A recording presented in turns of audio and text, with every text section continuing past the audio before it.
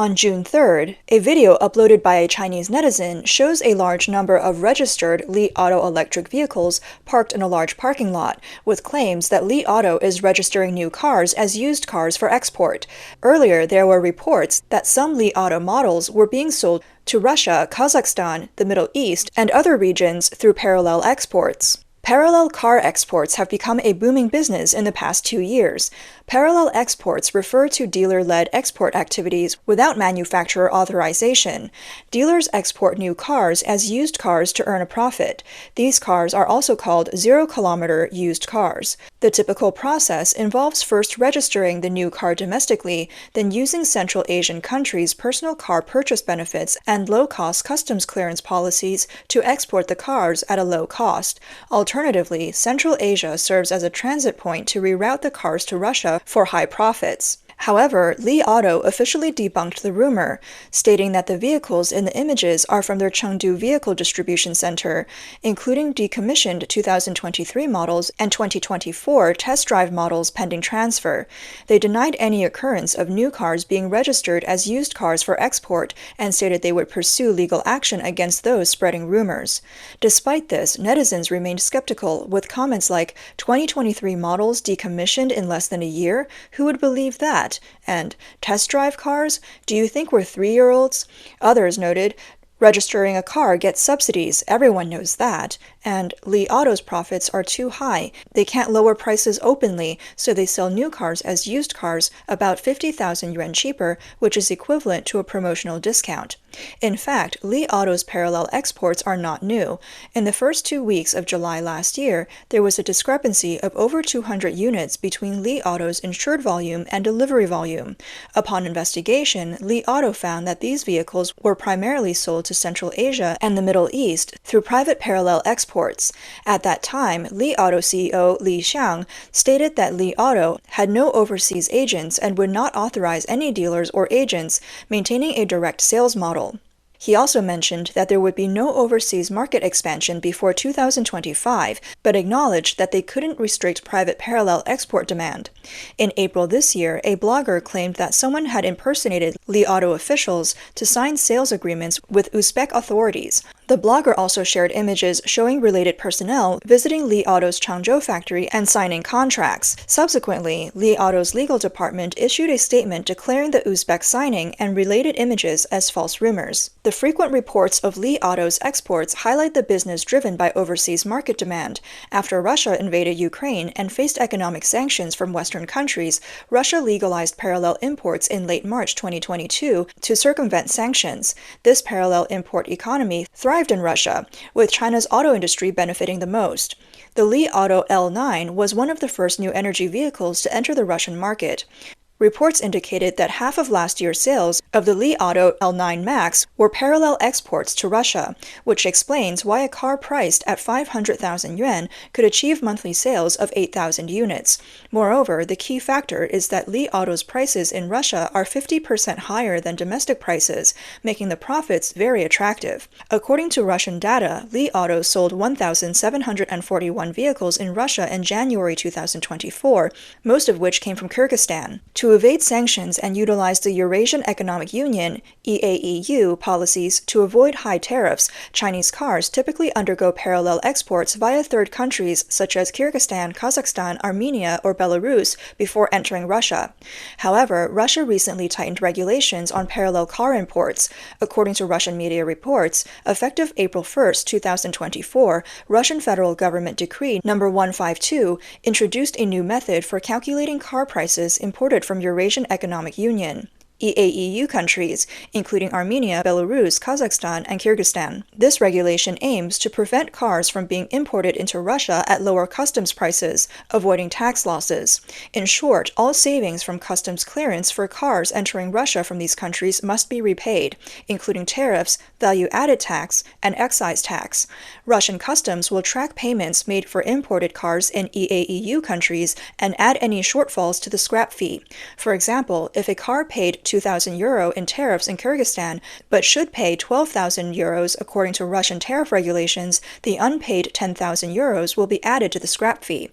The car can only be legalized in Russia once the full difference is paid. This new Russian policy effectively closes the loophole for gray customs clearance. Some Central Asian countries have also raised import thresholds, increasing the cost of parallel exports.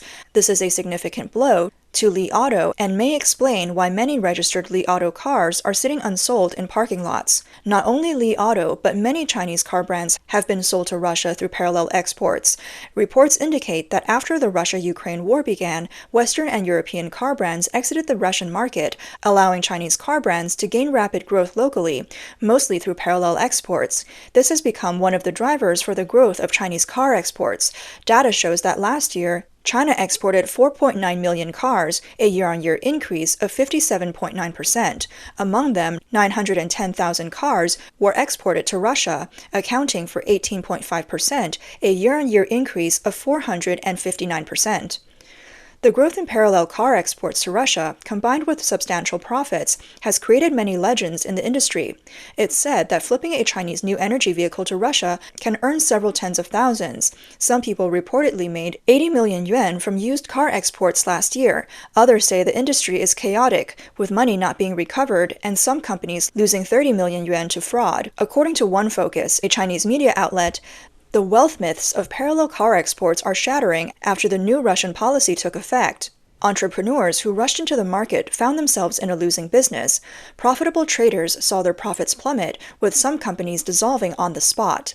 A veteran in foreign trade, Li Yolin, was one of the earliest to sense the export opportunity. In late 2021, his Russian partner told him that Russia might face Western sanctions, causing a tight car supply. At that time, Russia had not yet invaded Ukraine, and Russia imported very few cars from China. In 2021, only 15,000 used cars were imported from China. At the end of 2021, Li Yolin purchased 4 Audis domestically, preparing to ship them to St. Petersburg by sea, marking the start of his used car export business. However, his first order ended up losing money.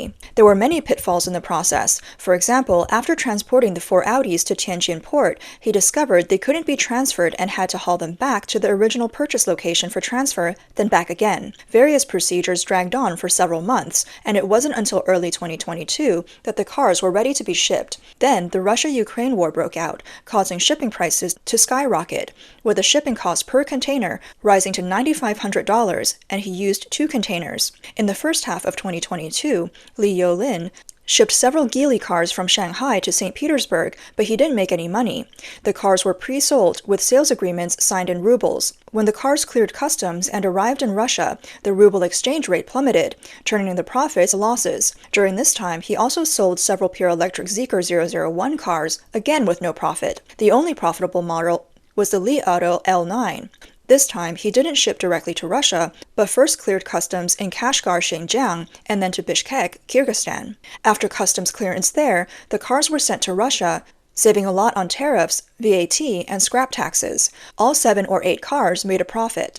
According to Li Yolin, direct exports of Chinese used cars to Russia involve combined tariffs, VAT, and scrap taxes of around 50%, while transferring through Kyrgyzstan reduces the tax rate to just over 20%. Joseph, the general manager of Hong Kong Zhengshi International Trade Company Limited, also entered the market at the end of 2021.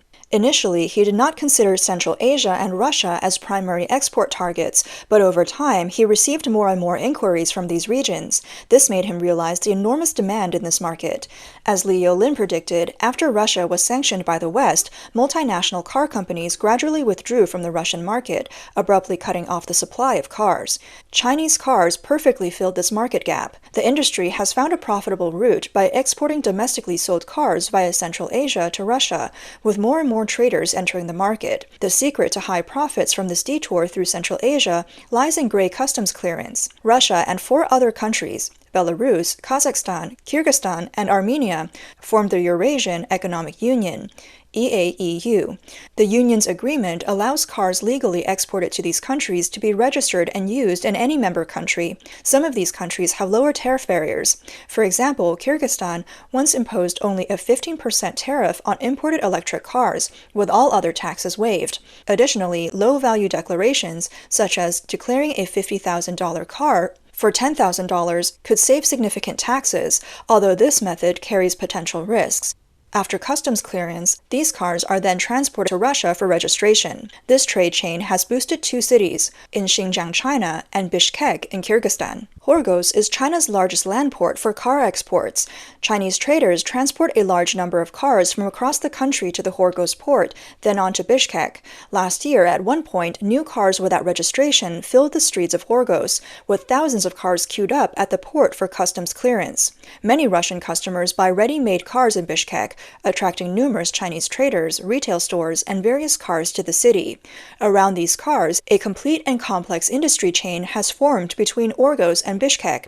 It involves manufacturers, traders, freight forwarding companies, repair shops, parking lots, and car modification shops, all taking a share of the profits. For instance, there's a dedicated group of people responsible for converting the Chinese-language car systems into Russian, though this is done without the manufacturer's permission. Traders are the key link in the entire chain, connecting car sources with customers. Some powerful traders have channels to obtain large quantities of low-cost car sources and set up showrooms in the 5 Central Asian countries, thus securing the most lucrative part of the chain. Leo Lin mentioned that from July last year to February this year, a large number of ready-made cars entered Russia through grade customs clearance from Bishkek, with high single-car profits, making many traders wealthy. This explains why Li Auto was reported to be involved in parallel exports last July. It is said that an L7 exported to Central Asia sold for as much as 514,300 RMB, nearly 200,000 RMB more than its domestic price. Last year, a netizen posted on Weibo that the Li Auto L9, priced at around 450,000 RMB domestically, sold for 11 million rubles, approximately 900,000 RMB. During the peak period, over 3,000 Li Autos were exported overseas in a single month.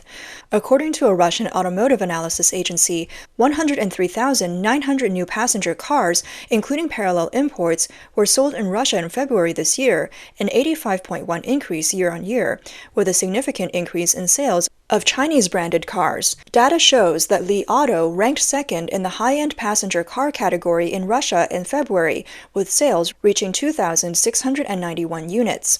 According to industry insiders, before October 2023, exporting cars to Central Asia and Russia was essentially a seller's market, with high demand leading to quick deals. This attracted a wide range of participants, from large group companies with strong financial backing to small-scale operations run by just a few individuals. Some people even ventured abroad with just a passport and a laptop, hanging around Russian showrooms to solicit orders before returning to source cars. One such individual, Liu Ruicheng from Xi'an, entered the market in the latter half of the year. Prompted by Alibaba International's field promotion team, he was encouraged to export BYD and Geely cars to Central Asia. They promised to help package and promote his offerings, painting a grand picture where a 200,000 RMB BYD car could fetch 500,000 RMB abroad. However, Liu was unaware that the window for quick riches was rapidly closing. In October last year, Liu founded the company Westward Journey with a friend and quickly embarked on a trip across Central Asia and Eastern Europe, ready to dive into the business. Liu soon secured a Central Asian order for 2 BYD Song Plus EVs from a Chinese client who had invested in a car showroom in Central Asia. The client transferred 2 deposits of 5,000 RMB each, and Liu transported the cars from Xi'an to Horgos. The export process went smoothly, but when Liu tallied up the numbers back at the office, he found that the profit margin was razor thin, only 810 RMB per car. Previously, traders made most of their profits from tax rebates since second-hand car exports were eligible for tax refunds. For example, a car priced at 113,000 RMB included 13,000 in VAT, which the tax authorities would refund after the export process. This 13% tax point represented the trader's gross profit. By the time entered the market, the opportunity to profit from tax rebates had almost vanished.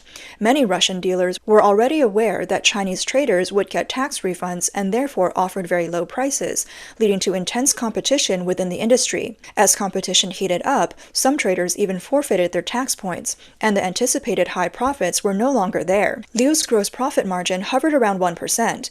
In December last year, he sold a Li Auto L7 but only made a profit of 5,000 RMB. Throughout the entire trade chain, Liu positioned himself as a supplier, connecting with retailers downstream, essentially functioning as a wholesaler. During a business trip to Central Asia, he was surprised to find that some retail stores were selling cars at prices lower than his wholesale rates. Initially, this business relied on information asymmetry, with each player in the industry chain earning within their capacity. However, as more participants entered the fray, traders started undercutting each other, with the information barriers gradually broken down. Some Central Asian retailers, after interacting with many Chinese traders, began to calculate the costs of foreign trade themselves. By collecting numerous quotes, they could deduce the bottom price. Liu noted that January this year marked a turning point. Before January, the market competition was healthier, but after January, rampant cutthroat competition led to market chaos. The situation got extreme when rumors spread within the industry that freight companies similar to Huolala and UU Runners were exploiting their knowledge of car sources to poach traders' clients. By tracking freight documents, these companies located the car sources and then undercut the market with lower prices, having already earned money through freight services and thus able to offer more competitive car prices. This led to a scenario where the cake got smaller while the number of people wanting a slice increased. Many Chinese car export traders transitioned from parallel car imports to parallel car exports. According to industry insiders, they hadn't encountered such intense competition for car exports for many years. Since October 2023, the profits from exporting cars have been extremely low, which is disproportionate to the value of the exported cars. The rapid expansion of parallel exports has gradually led to a predicament of low profits and high risks. The influx of a large number of parallel import cars from China significantly impacted local car market pricing systems, causing dissatisfaction among local car manufacturers and undermining the government-supported domestic car industry. As a result, Russia imposed multiple bans on parallel imports of cars from China. In July of the previous year, Russia's Ministry of Industry and Trade decided to increase the scrappage tax on imported cars from August 1st. The scrappage tax is one of the many taxes that Russia began imposing on imported cars after joining the World Trade Organization in 2012. This was the fifth tax rate increase, raising the coefficient for passenger cars by 1.7 to 3.7 times, for light commercial vehicles by 2.5 to 3.4 times, and for trucks by 1.7 times. As a result, the scrappage tax for Chinese cars entering Russia rose from the previous 178,000 rubles per vehicle to about 300,000 rubles per vehicle, increasing from approximately 15,000 RMB to 25,000 RMB per vehicle. The officials at the Ministry of Industry and Trade made it clear that the substantial increase in the scrappage tax aimed to prevent the influx of Chinese cars into Russia. At that time, Chinese brands already occupied over 50% of the Russian market and were at the verge of quietly capturing 60%. This move was met with strong criticism from Chinese media. Many had expected to profit greatly from the Sino-Russian friendship, but the Russians were not naive and would not let them easily reap such benefits. Subsequently, Russia issued another ban effective from October 1st, 2023, prohibiting the parallel import of fuel vehicles from over 10 Chinese brands, including Chery, Chang'an, Geely, Tank, and GAC Honda, which had been operating in the Russian market. In February of this year, restrictions were also placed on new energy vehicles from China. However, the most significant impact came from Russia's decree number 152, issued in February, which effectively cut off Chinese car dealers' income sources. After the decree was issued, Chinese and Russian traders quickly took action to transport cars to Russia for certification before the new policy took effect on April 1st. During that period, many Chinese cars were transferred from the Horgos and Kashgar ports to Bishkek, leading to a shortage of new cars at the port while Bishkek saw a surplus. Li Yolin mentioned that during that time, Russian traders were frantically buying cars with cash in Bishkek, clearing out the stockpiled cars in the city. This was the latest frenzy of parallel export gray clearance transactions, with everyone racing against time. Risks also accumulated rapidly. Starting early this year, there were cases of cross-border fraud and frequent contract disputes in the industry. A large trading company in Chongqing signed a major order for over 100 new energy vehicles worth more than 40 million yuan with a Russian car dealer. seller. After the customer paid a 20% deposit, the company shipped the cars, transferring them through Central Asia to Russia. However, after delivering the cars, the remaining 40 million yuan was not recovered. According to Wang Shuming, after April 1st, parallel exports to Russia basically stagnated, with many in the industry adopting a wait-and-see approach, placing only a few sporadic orders. Due to the uncertainty in matching policies with the market, no one dared to operate on a large scale, as the cost of trial and error was too high to bear. The difficulties faced by Chinese car exports in Russia are not only due to Russia's new policies, but also reflect the overcapacity in China's automotive industry and the intense competition within the sector. The result of this extreme competition is that most foreign trade merchants, after experiencing a brief period of wealth, ultimately failed and dispersed, becoming casualties in this export battle.